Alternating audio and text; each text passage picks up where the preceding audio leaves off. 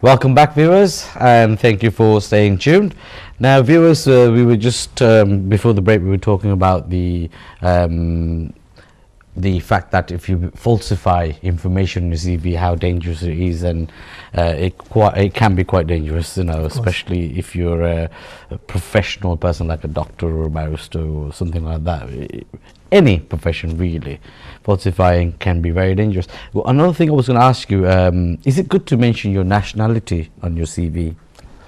It depends on what kind of work you're applying for. Now, if you're applying for a job that's asking on the advert that we need people of a certain nationality, then obviously why not include your nationality? It might increase your chances of getting that interview and that job. But on a generic level, I wouldn't ask anyone to put their nationality on there. It's one of those things that you do not need to include on a CV. Okay. Now, obviously we've spoken about what should be included in a CV.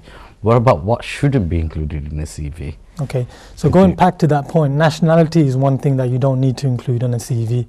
Other things include things like marital status. Now, a lot of people put their marital status on a CV, single. Yeah, I see that very often. Yeah, but you rarely see someone put the marital status as being divorced or separated. So if you're not going to include those kind of things, why would you include the fact that you're single on your CV? It doesn't serve any purpose unless you're applying for a job which involves a lot of traveling, or that you want to show that you've got no attachment or anything, a family attachment. Then I advise you to put your marital status on. But otherwise, leave your marital status out. Other things not to include on your CV is date of birth as well. You don't need to include your date of birth. Not to include? You don't need to include it. Okay. All right. Anything else? Your height, your weight. You don't need to. You don't need to include that unless you're applying for a job as an air hostess or air host or a model or an actor, where they specify they want people to be of a certain height and weight, etc. Then you do that. So I don't have to put my height on the CV. You're fine. Well, anyway, okay. And anything else? I think those are the main things that people tend to put. It just takes irrelevant space on your CV, which you don't need to sort of put on your CV. It's not important as long as you've got your personal details, your name and your address, your mobile number and your email and your date of birth.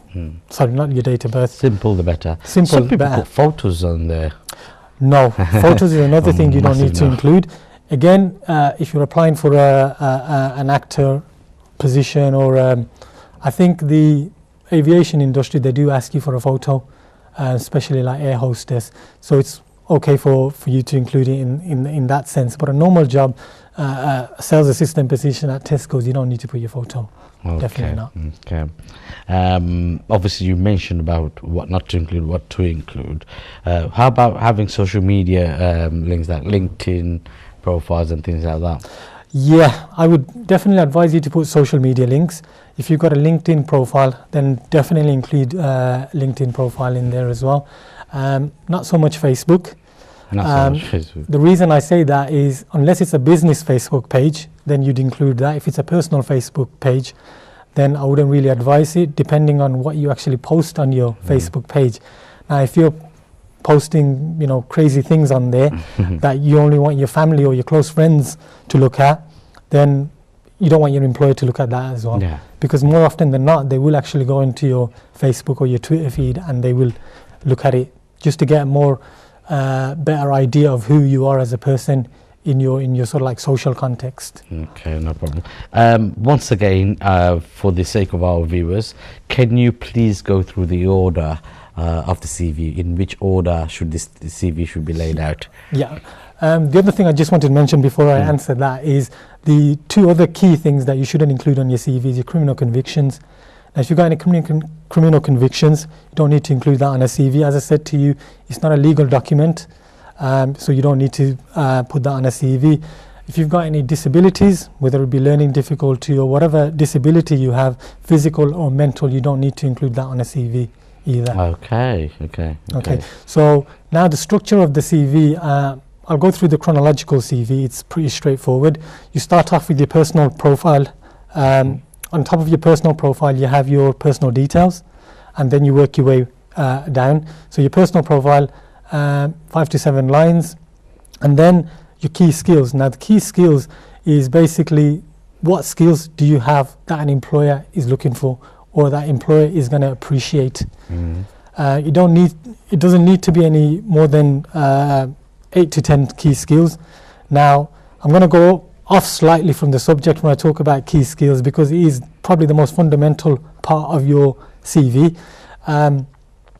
Employers look for 4 or 5 key skills in any employee.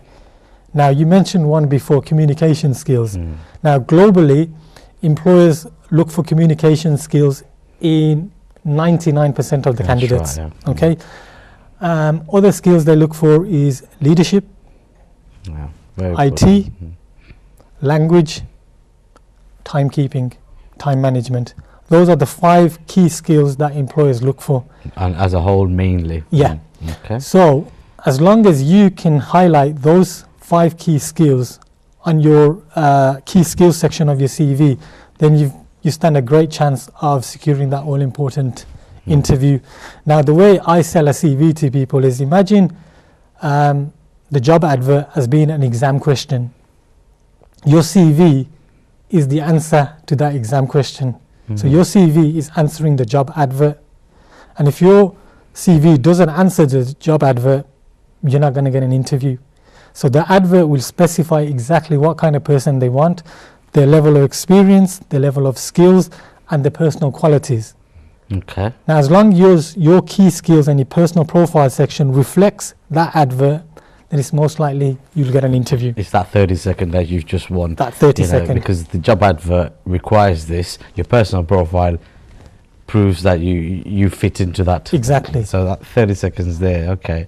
So you got the personal profile, then you've got the key skills with 5 points mainly looked at, and after that?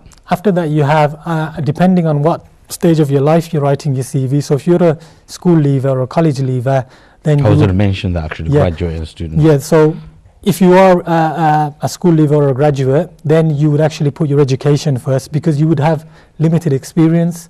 So you'd put your education first, so your GCSEs and your college, your A-levels, whatever A-level results you've got.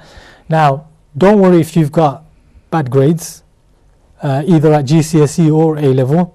As long as you put something like, say if you got D's, E's, F's and G's, but they're all passes, anything from an A to G is a GCSE pass. So you're not lying when you say you've got 8 GCSE passes. Just don't put the grades, just put GCSE passes, and that's it. That's what you need to put. And then you can put the subjects, English, maths, science, geography, whatever the subjects you studied, and just leave it at that. So you need to put your grades, the name of the institution that you studied, and the year, and that's all you need.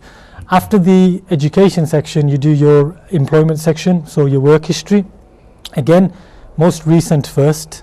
So what was the last job that you did? Where did you work? The name of the company, the date, and your job title. And just keep it to that, short and simple. And then a brief description of what you did in that role.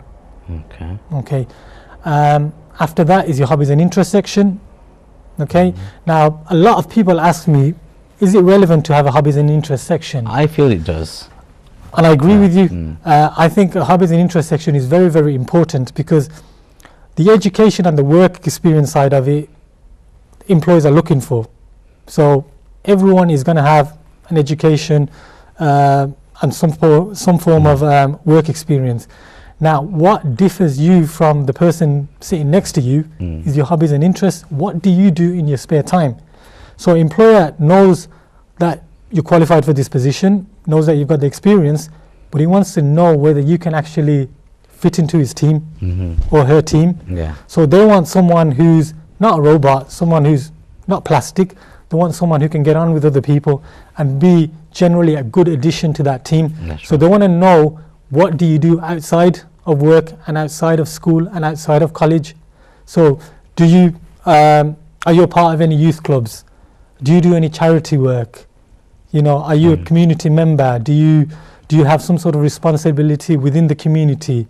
Do you work part-time somewhere? Do you do voluntary work for someone? So those are the kind of things that they want to know about what you do in your spare time.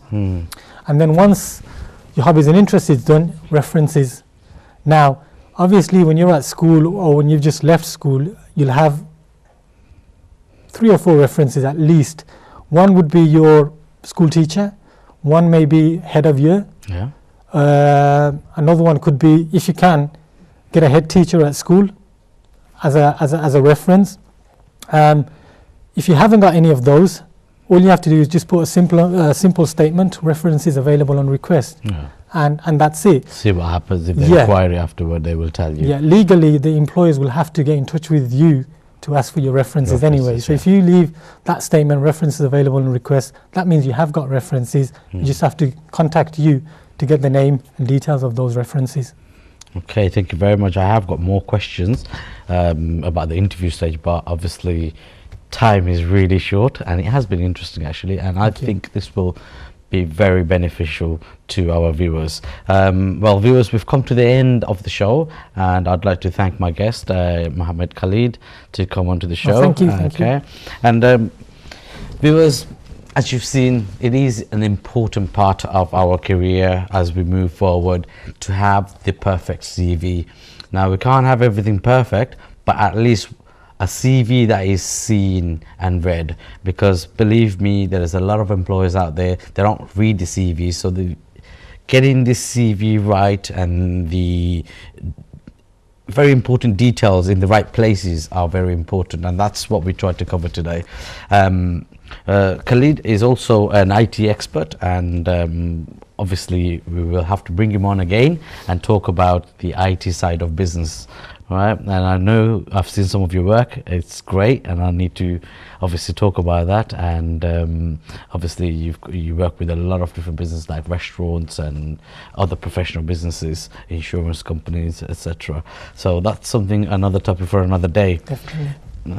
Viewers, we're going to end the show today, and I just want to thank everybody at NTV, the team behind the scene working hard, and especially not least but last, our Farsu Ahmed Chaudhry, our program coordinator for Business Today. I want to thank him for bringing on such wonderful guests. And viewers, remember, if you want to see us live online, you please visit www.europeNTV.com. You can also view previous shows there, or you can go onto YouTube to view previous shows. And don't forget to join our Facebook page, NTV Europe. So please don't forget that. And if you have any questions regarding CVs or regarding anything else regarding our show, please do so. And our email is businesstoday@europeNTV.com. That's businesstoday@europeNTV.com. So once again, thank you for watching, viewers. And remember, tomorrow's business is business today.